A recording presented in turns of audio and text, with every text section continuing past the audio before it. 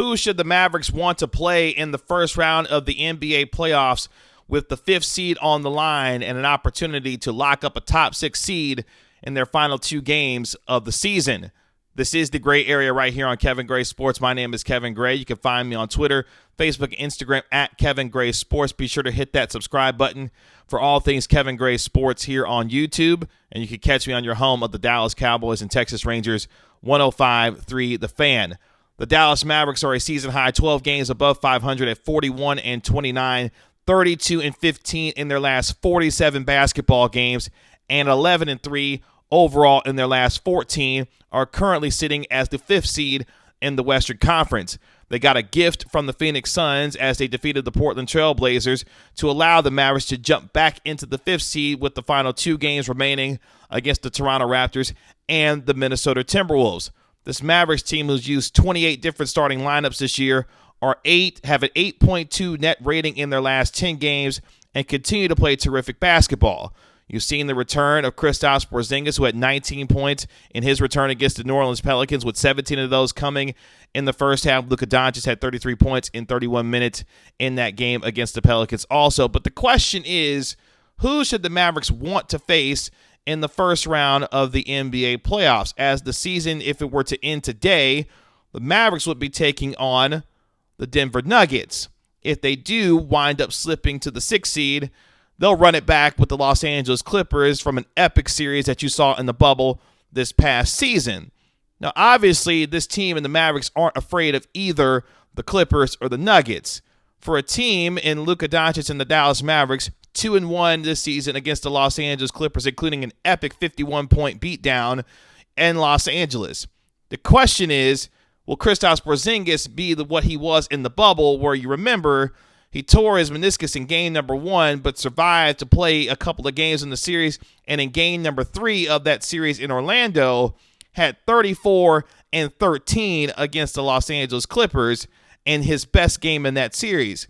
It's interesting to think if Kristaps Porzingis, who had those 34 and 13 in that game, had gotten a better performance from Luka Doncic in game 3 of that series, where he only had 14 points, then couple the fact that Luka Doncic hit that buzzer beater in game number 4, we may have been talking about the Dallas Mavericks upsetting the Los Angeles Clippers in the first round of the playoffs instead of the Clippers prevailing in 6 games and then eventually getting bounced out by the Denver Nuggets.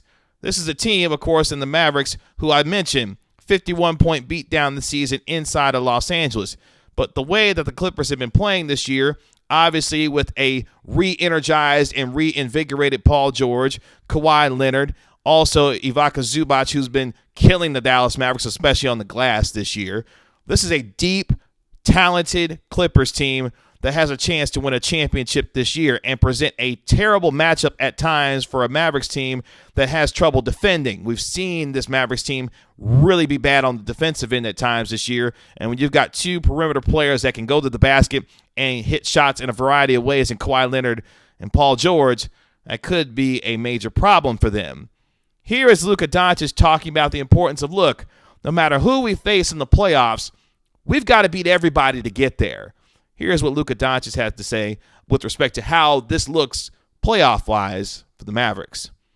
Luka, you've obviously made it clear you don't want to be in the play-in, but how much does the difference between 5 or 6 as far as the seed matter to you? I mean, if you want to win a championship, you got to beat everybody. So I think we'll go from there. But for now, I remember when we were out of the playoffs, even out of the play-in, but now we are battling for the playoff spot, and I'm just happy to be here. So Luka Doncic saying, look, we're just happy to be here and the opportunity to get into these playoffs, avoid the play-in, but more importantly, once you get into the tournament, you got to beat everybody to win an NBA championship anyway. So no matter if you face the Nuggets or the Clippers, the Mavericks have to find themselves beating some really good teams in the Western Conference because of how deep the West is this year. Now, if you reverse it to the Denver Nuggets, the Mavericks are also 2-1 this season against the Denver Nuggets. Kristaps Porzingis, in the best month of March that he had this season, had a really nice game against the Denver Nuggets where he had a 25-point game against them. And if the season, of course, were to end today, they would be taking on the Denver Nuggets in the playoffs. Porzingis in that game, if you remember, with 10 of 15 from the field, 5 of 7 from the three-point line. In fact, The Mavericks are 4-2 in their last 6 games against the Denver Nuggets. And more importantly this season, the Mavericks are 17-15 in clutch time, which is important because if you think about the road win that they had earlier this year back in January, where they went on the road and Maxi Kleber was terrific in that overtime period, and the Dallas Mavericks stole one on the road against MVP favorite Nikola Jokic, this gives you more confidence that the Mavericks, no matter what happens and what matchup that they have, whether it be against the Clippers or against the Nuggets, which I prefer them to have, if you were to ask me, that the Mavericks take on the Nuggets in the first round, they're not afraid to go on the road and beat them. In fact, in the 3 games that the Nuggets and the Mavericks have played this season, the road team has won each of those games, including the one that Michael Porter Jr. had when he came to the Dallas Mavericks at the AAC and put on a show there. So either one of these teams aren't afraid to go on the road to beat the other. Now, the Denver Nuggets are 11-4 since Jamal Murray tore his ACL. And as I mentioned, Michael Porter Jr. has been an X factor for them. And Aaron Gordon, who came over in the Orlando trade, has been really good for them also. And, of course, there's Nikola Jokic. He's been absolutely spectacular this season. In fact, against the Mavericks, averaging 28 points, 10 rebounds, and 6.3 assists a night in the 3 games that they've played against the Mavericks. So either way, when you look at how the Mavericks match up against the Clippers, how they match up against the Nuggets, what's going to be interesting is how well Kristaps Porzingis plays in these series. Here is Kristaps Porzingis talking about the mentality of what he is looking forward to in these playoffs as they get closer. Here's what Kristaps Porzingis had to say. Mentally, I feel like this is, as I said in the interview after the game, it's like dessert, you know. It's like that's what you're waiting for the whole season. So it's easy to get your, you know, to get your energy going and everything when it's playoff time. You know, that's when you want to put everything out there. So I'm looking forward to that, you know. And the closer we get, the more energy we're gonna have, and I feel like we're gonna enjoy this. So Kristaps Porzingis saying, look, mentally we're getting in the right space. We're playing the right kind of basketball to get us ready for the rest of these final 2 games of this season, but more importantly, as we get ready to go into these playoffs. And what's interesting about the return of Kristaps Porzingis, especially as you saw him play at the power forward position, how good Willie Cauley-Stein and Dwight Powell have been at the center position.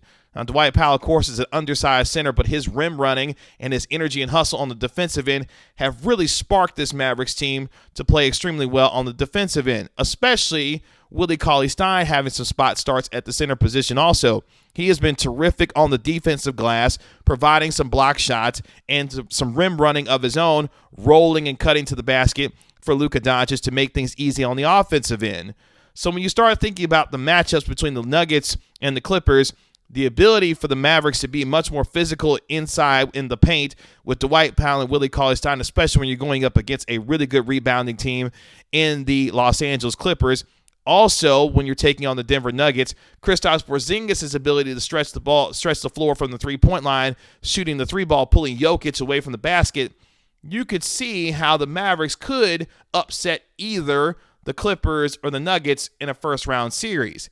It's going to be incumbent upon guys like Tim Hardaway Jr., who have been spectacular in his last 8 games, 27 points per game, 56% from the field, 50% from the three-point line, to continue to play the kind of basketball that you've seen from him over the last several weeks. Dorian Finney-Smith, who had his best month of April, shooting over 50% from the field, over 40% from the three-point line, continues to improve week over week, game over game, with his ability to be much more aggressive, taking the ball to the basket, while also being a much more confident shooter from the three-point line. So this Mavericks team is peaking at the right time with the right kind of role players, Jalen Brunson and others, continuing to play well down the stretch. I don't care who they've played on their schedule. They've beaten the teams that are in front of them to give you the confidence that the winning habits that they are playing with can translate into the playoffs when they take on the Clippers and the Denver Nuggets. Again, I would prefer that the Mavericks take on the Denver Nuggets.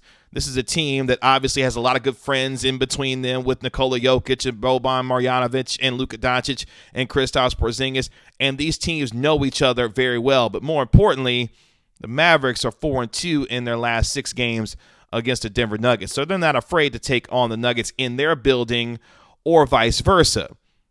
So we'll see. Obviously, an important stretch for the Mavericks the last 2 games of the year against the Toronto Raptors and then finishing up against the Minnesota Timberwolves. If they can lock up the 5th seed and find themselves potentially taking on the Denver Nuggets, that's going to be one heck of a series to watch. But either way, this is a different Maverick team from a year ago. All the things that they've been through this season, whether it be through the COVID situation, multiple players injured, dealing with the adversity after a 9-14 start, this is a different Mavericks team than what you saw from them in the bubble in Orlando a year ago.